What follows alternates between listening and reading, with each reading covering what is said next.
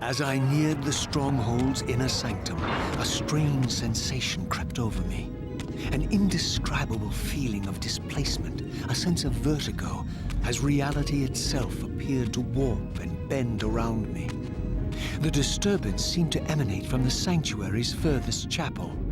As I cautiously approached, the sense of dislocation intensified with each step.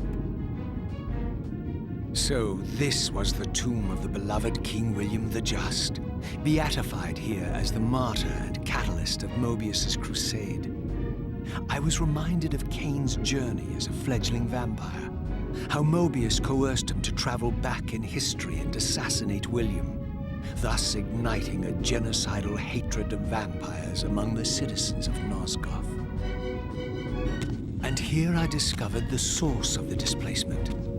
The Soul Reaver itself, laid out like a holy relic, and broken, apparently in the battle between William and Kane. I had not thought such a thing was possible, until, of course, Kane shattered the blade against me when he tried to strike me down. Thus, the captive spirit inhabiting the Reaver was released, and binding itself to me became my symbiotic weapon. And so the Reaver met its former self, still imprisoned in this corporeal shell. I watched, mesmerized, as the Wraith blade uncoiled itself and snaked down the length of the physical blade. Embracing its twin, its mirror self, the Reaver's long dormant spirit was now fully aroused. And for the first time, I felt the true presence of this other entity, willful, ravenous, and deranged from thousands of years of imprisonment. The Reaver was now in command, and I, now merely its helpless host, felt my soul being leached to restore the blade. But the Reaver knew better than to destroy its host, and just as I neared the brink of oblivion, the blade released its hold on me. As I recovered, I realized we were now bound together in a fragile alliance. The Reaver no longer merely my symbiotic weapon, but a sentient parasite competing for control. What have you done to me, Mobius? Is this your trap? How mine? Don't forget it was Kane who led you here, not I.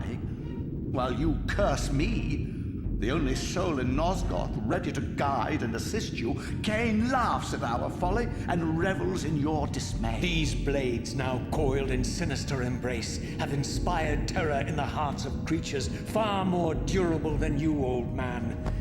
Bound together as they are, I can only imagine what they could do to your soul's fragile shell.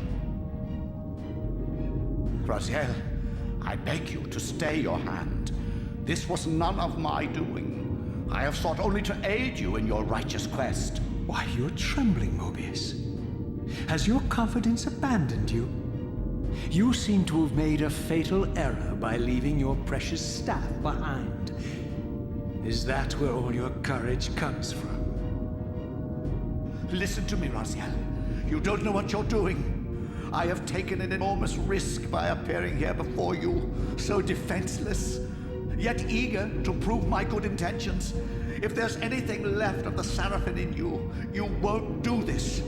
While you threaten me, your true enemy eludes you. Don't concern yourself with Cain, old man. He'll join you in hell soon enough. As you said, death comes for us all. Yes, the Wheel of Fate demands it. What did you say?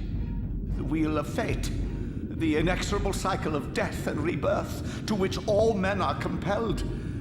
We serve the same God, Raziel. To strike me down would be striking God's own attendant. And I don't believe even you would take that risk. I tire of your games, Mobius. Now that I know you fear me, I needn't concern myself with you. Cain is waiting for me. Go then, Raziel. Seek Cain out and destroy him in the name of the one God we both serve. You, who were once a Seraphim priest, murdered, profaned, destroyed, and reborn again from his mercy. You are now most powerfully equipped to be his agent, his instrument of restoration and retribution. My own vengeance is motivation enough.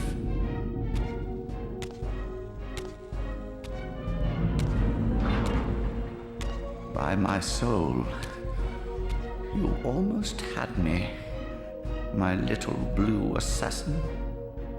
But that'll be the one and only chance you get. I assure you of that. I could now summon the blade at will, regardless of my strength. But once summoned, the blade's ravenous appetite could not be contained.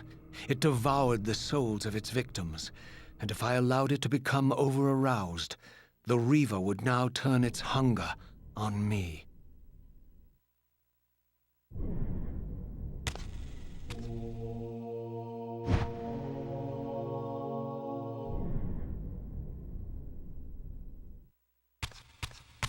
So this was the legendary Janos Audrin, reputed to have been the most ancient and diabolical vampire to have ever existed. According to folklore, he lived high in the cliffs of Nosgoth's northern mountains and preyed mercilessly on the defenseless villages below. His reign of terror ended when the Sarafan finally hunted him down and tore his throbbing heart from his still-living body. This relic came to be known as the Heart of Darkness, and was supposedly imbued with the power to restore vampiric unlife. The Sarafan therefore guarded it carefully, lest the heart fall into the hands of their enemies. But I wondered, could Janos Audrin truly have been as monstrous as depicted here?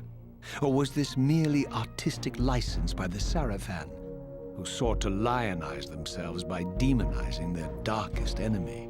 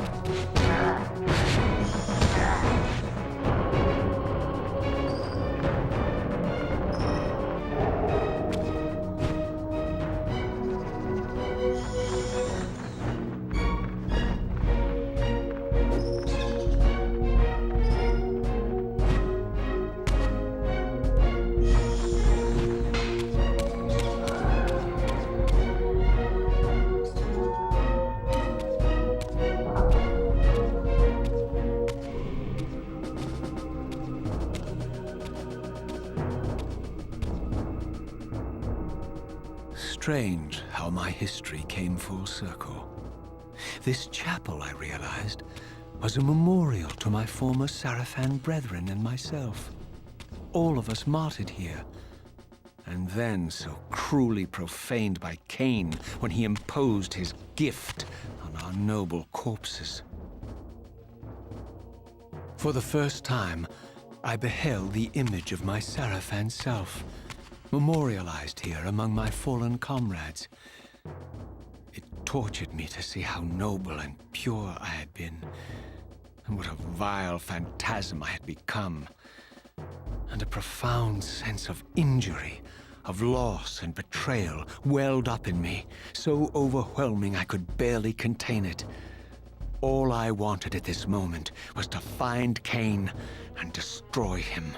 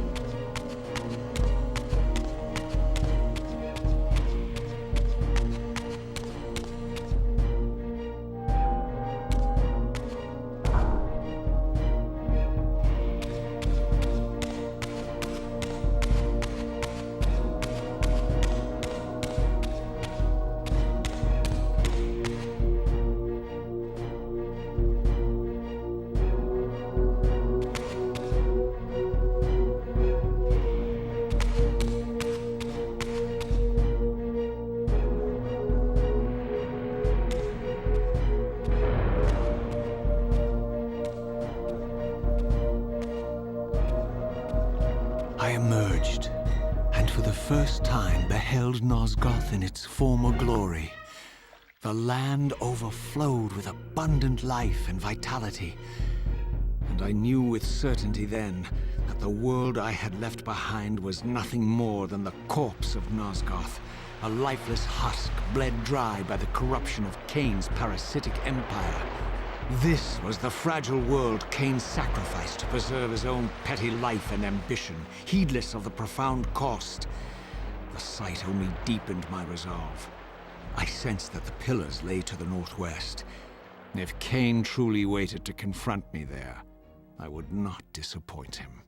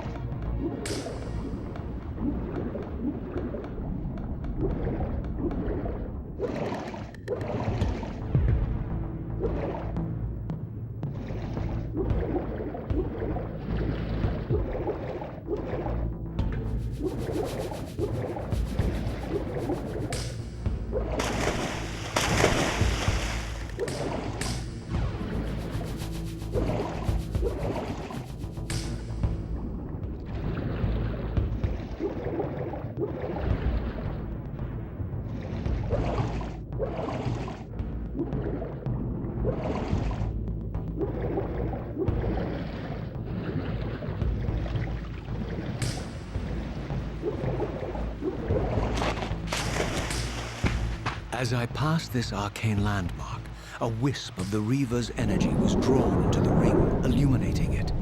This created a beacon of sorts in the spirit world. If ever I found myself depleted in the spectral realm and my soul tossed on the ethereal winds, these beacons would draw me back to safety and restore me.